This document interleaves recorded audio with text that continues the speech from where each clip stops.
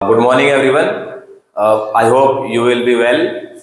मेरा नाम आकाश है। मैं सीजीए में पिछले 5 सालों से इंग्लिश पढ़ा रहा हूँ। आज मेरी ये पहली क्लास होगी जो मैं ऑनलाइन मीडियम के थ्रू आप लोगों से कनेक्ट होना चाहता हूँ। वैसे तो पढ़ाने के लिए बहुत कुछ है, बट मैं आप लोगों को आज पैसिव वॉइस पढ़ाना चाहूँगा क्योंकि ये बहुत बेसिक सा कॉन्सेप्ट है, लेकिन बहुत से लोगों को इसमें बहुत सी प्रॉब्लम्स होती हैं। तो मुझे लगता है कि पैसिव वॉइस ही ज़्यादा सही रहेगा आप लोगों से कनेक्ट होने के लिए। और ये एक ऐसा टॉपिक है जो हर क्लास के बच्चों के सिलेबस में होता है, चाहे वो 6th क्लास का बच्चा हो, चाहे वो 12th क्लास का बच्चा हो। 6th से 12th क्लास के सभी बच्चों के टॉपिक में, सिलेबस में कहीं ना कहीं ये टॉपिक आता ही है इंग्लिश में।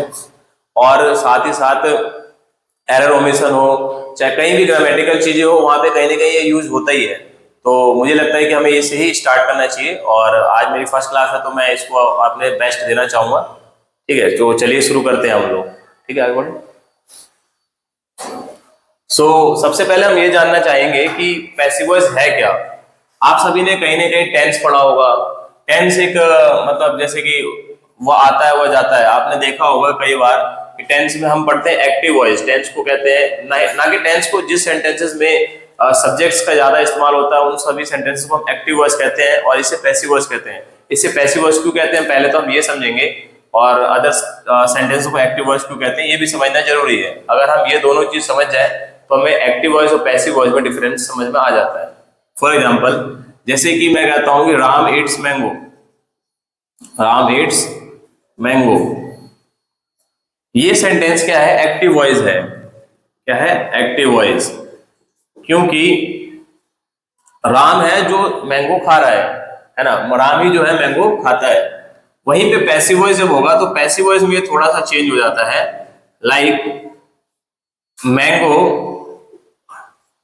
Is eaten by Ram. अब इन सेंटेंसेस में दोनों में बहुत डिफरेंस है। अब पैसिव वॉइस में तो कई बार ऐसा होता है कि हमें ये बाय राम लगाने की भी जरूरत नहीं है। आपको ये बात बहुत अच्छी तरह समझ लेना चाहिए कि पैसिव वॉइस है क्या। पैसिव वॉइस उन सेंटेंसेस को कहते हैं जहां पे हमें सब्जेक्ट्स का इस्तेमाल नहीं करना होता है। ये बाय राम तो हम इसलिए लिख देते हैं ताकि रिटर्न वर्क में लोगों को समझ में आ सके। फॉर एग्जाम्पल, आप किसी दुकान पर जाते हैं तो आप एक दुकान में बहुत सारे सेलर्स होते हैं, वो सामान बेचते हैं।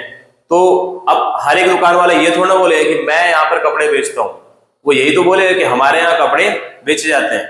जब हम ऐसे सेंटेंस का इस्तेमाल करते हैं कि हमारे यहाँ ये काम किया जाता है या हमारे यहाँ कपड़े बेचे जाते हैं, तब वहां पर हमें पैसिव वॉइस के सेंटेंसेस का इस्तेमाल करना होता है, उनके रूल्स का यूज करना होता है। इसीलिए हमें पैसिव वॉइस को अच्छे से समझने की ज्यादा जरूरत है, क्योंकि हर बार हम सब्जेक्ट का इस्तेमाल करके एक्टिव वॉइस का यूज नहीं कर सकते हैं। तो चलिए हम शुरू करते हैं कि पैसिव वॉइस को ट्रांसलेट कैसे करते हैं, उसको समझते कैसे हैं, वो ज्यादा अच्छा है। उसके कुछ रूल्स है, रेगुलेशंस है, आइडेंटिटीज है। अगर हम उन सब चीजों को सीख जाते हैं तो हमारे लिए बहुत ही इजी हो जाता है। तो सबसे पहले हमें ये पढ़ना है, वॉइस को अगर हम डिवाइड करें तो वो टेंस की तरह ही है। जैसे आप टेंस पढ़ते हैं जिसमें present tense, past tense, future tense होता है, वैसे ही पैसिव वॉइस में भी प्रेजेंट पैसिव वॉइस होता है, फिर पास्ट पैसिव वॉइस होता है, फिर फ्यूचर पैसिव वॉइस होता है। तो आज की हमारी जो छोटी सी एक वीडियो होगी उसमें हम पूरी कोशिश करेंगे कि प्रेजेंट पैसिव वॉइस को समझे, और उसमें जितना ज्यादा हो सके उतना ज्यादा हम समझेंगे। उसमें प्रेजेंट पैसिव वॉइस जब हम पढ़ते हैं तो उसमें आ जाता है हमारा प्रेजेंट इंडेफिनिट। लाइक अब प्रेजेंट इंडेफिनिट आपने टेंस में पढ़ा होगा कि वो आता है, वो जाता है, वो खाता है, लेकिन पैसिव वॉइस में है ना, उसे पढ़ाया जाता है, उसे पढ़ाया जाता है। अब यही समय समझना है कि ये पैसिव वॉइस कैसे है।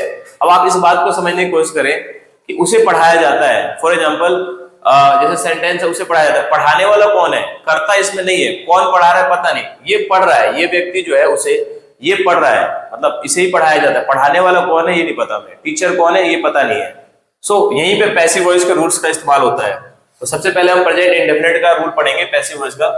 इसमें हमारा सबसे पहले रूल में क्या आता है? ऑब्जेक्ट, उसके साथ हमें इस्तेमाल करना होता है इज, एम, आर, फिर वर्ब की थर्ड फॉर्म। अब जरूरत के अनुसार क्या होता है कि हमें बाय सब्जेक्ट लिखना होता है। अब ये मेरा बताना पड़ता है मुझे बार बार, क्योंकि जब रिटर्न वर्क होगा, जब बच्चे एग्जाम देंगे तो वहां पर ये बाय सब्जेक्ट लिखना ही पड़ता है। बाय द वे हमें ये बोलने के लिए इतना ही काफी है, ये हमें बाय सब्जेक्ट की जरूरत पड़ती नहीं है। फॉर एग्जाम्पल, उसे पढ़ाया जाता है तो उसे की इंग्लिश होती है ही। आप इसके लिए सी भी लिख सकते हैं, कोई सुनिए, ही और शी। अब टेंस के रूल्स के अकॉर्डिंग आपने पढ़ा होगा तो आपको पता होगा कि जब आपका ऑब्जेक्ट ही हो, सी हो, या वर्ड आपका मान लेता हूँ कि ही हो, सी हो, इट हो, नेम हो और सिंगुलर पर्सन हो, तो हमें हमेशा इज का इस्तेमाल करना होता है। अगर आपको वहीं पे वर्ड जो है आई हो, है ना, उसके साथ हमें क्या लगाना होता है, एम। और वहीं पे अगर हमारा वर्ड वी हो, दे हो, यू हो, प्लूरल हो, तो हमें यूज करना होता है आर। जैसे कि उसे पढ़ाया जाता है तो ही या सी हम लिखते हैं, तो उसके साथ हमें यूज करना होगा इज, ही इज। अब पढ़ाने की इंग्लिश होती है टीच, पढ़ाने की इंग्लिश होती है टीच। अब यहाँ पे वर्ब की थर्ड फॉर्म लिखनी है, तो टीच की इंग्लिश होगी टॉट, तो he is taught, he is taught. तो ये प्रेजेंट इंडेफिनिट का रूल है, जिसमें हम सिंपल फॉर्म में जो सेंटेंसेस होते हैं उसके हम रूल्स को पढ़ रहे हैं। इसी के बाद हमारा नेगेटिव आ जाएगा। अब इसके बाद सारी चीजें आसान हो जाती है। फॉर एग्जांपल नेगेटिव में जब हम जाते हैं यही सेंटेंस होगा, जैसे कि उसे नहीं पढ़ाया जाता है, उसे नहीं पढ़ाया जाता है, वो हो जाएगा हमारा रूल। क्या होगा, पहले रूल देखेंगे हम। Object plus is, am, are, फिर क्या लगेंगे, नॉट, फिर लगाएंगे वर्ब की थर्ड फॉर्म, अगर जरूरत हो तो बाय सब्जेक्ट। देखिए बाय सब्जेक्ट जो बार बार मैं कह रहा हूं, अभी लास्ट में एक बार आपको एक्सप्लेन कर दूं कि इसकी जरूरत कहां पड़ती है, मैं आपको पूरा रूल समझा दूंगा, बट मैं थोड़ा पहले कंप्लीट कर लूं, ज्यादा सही रहेगा। उसे नहीं पढ़ाया जाता है तो उसकी इंग्लिश होगी he is not taught. It's very easy. Now interrogative, it is also very easy. For example rule is am, are and object, then verb की third form by subject, here we will use question mark। तो यहां पर क्या है कि उसे पढ़ाया जाता है, हम इस तरीके से कर सकते हैं, क्या उसे पढ़ाया जाता है ना। तो इसकी इंग्लिश क्या हो जाएगी, उसे है तो पहले आप देखो उसे को कहते हैं ही, तो आप छोटा सा एक ही लिख लें। अब ही के अकॉर्डिंग आप यहां पे इस्तेमाल कर ले is he taught and question mark. ऐसे WH फैमिली होगा, WH फैमिली में आपको ही पता है कि WH वर्ड्स होते हैं कुछ, what, when, where, why, how. तो उन वर्ड्स का यूज कैसे होगा, जैसे कि उसे क्यों पढ़ाया जाता है ना, उसे क्यों पढ़ाया जाता है। तो रूल क्या होगा, पहले इसमें हम WH वर्ड्स आगे लिखते हैं, फिर इज, एम, आर, फिर ऑब्जेक्ट, फिर प्लस वर्ब की थर्ड फॉर्म, ठीक है, फिर प्लस में बाय सब्जेक्ट। मैं बार बार कह रहा हूं बाय सब्जेक्ट का जो खेल है अभी आगे हम समझेंगे कहां है। तो उसे क्यों पढ़ाया जाता है, तो इसकी इंग्लिश हो जाएगी व्हाई इज ही टॉट, ठीक है। तो ये रहा प्रेजेंट इंडेफिनिट। अब हम समझते हैं कि बाय सब्जेक्ट का खेल क्या है। ये 1 से 2 लाइन का सेंटेंस है बस, स्पेस तो है नहीं, यहां पे हम कर लेते हैं, ठीक है, मिटाना मैं चाहता नहीं हूं।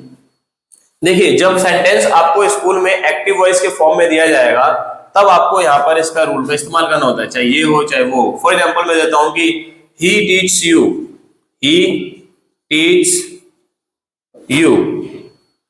अब वह आपको पढ़ाता है, ये एक्टिव फॉर्म है। अब आपके एग्जाम्स में ये दिए जाएंगे कि इसे पैसिव वॉइस में कन्वर्ट करिए। जब इसे पैसिव वॉइस में कन्वर्ट करना होता है तो यहीं पे हमें पैसिव वॉइस के रूल का इस्तेमाल करना होता है। पहले तो आप ये देखिए ही टीच यू कौन से फॉर्म में है, ये सिंपल फॉर्म में है, सिंपल सेंटेंस है। जब ये सिंपल सेंटेंस है प्रेजेंट इंडेफिनिट का, टेंस के प्रेजेंट इंडेफिनिट का ये सिंपल सेंटेंस है, तो हमें भी यहाँ पे पैसिव वॉइस का, सिंपल सेंटेंसेस का ही रूल यूज करना होगा। तो सबसे पहले हम देखेंगे कि पैसिव वॉइस में कौन सा रूल ऑफ यूज होता है, तो ऑब्जेक्ट। इस सेंटेंस में हमें ऑब्जेक्ट ढूंढना है, तो ही तो सब्जेक्ट है और यू क्या है, ऑब्जेक्ट। तो हम पहले ऑब्जेक्ट लेंगे। फॉर एग्जाम्पल हमारा, सॉरी नॉट ऑब्जेक्ट, यू लिखना है यहाँ पे, है ना, यू हम लिख लेंगे। अब यू के अकॉर्डिंग अभी हमने पढ़ा है कौन सा यूज होना चाहिए, तो इज, एम, आर, तो आर लगाना होगा हमें, तो यू आर, ठीक है, यू आर। अब टीच है, टीच, अब इसके अकॉर्डिंग तो भाई वर्ब की थर्ड फॉर्म करनी है हमें, तो टीच है, तो टीच को हमें क्या कन्वर्ट करना होगा, टॉट में। We will have to convert it into taught, तो TAUGHT, taught, you are taught. अब एक यही पे आ जाता है बाय सब्जेक्ट का खेल, जो हम बार बार बाय सब्जेक्ट पढ़ रहे हैं। तो यहां पर हमें पता है कि लिखना होगा क्या, यू आर टॉट, है ना, by, you are taught by किसके द्वारा, उसके द्वारा। ही कन्वर्ट हो जाता है हिम में, you are taught by him. तो मुझे अब लगता है कि आपको समझ में आ गया होगा। हर बार ये ऐसे ही रिपीट होगा। और मुझे आई थिंक मैंने एक छोटा सा जो वीडियो रिकॉर्ड करने का सोचा वो हो गया। प्रेजेंट इंडेफिनिटली आज के लिए काफी रहेगा। नेक्स्ट टाइम हम प्रेजेंट कंटिन्यूअस पढ़ने की कोशिश करेंगे। So that's it, thank you for today.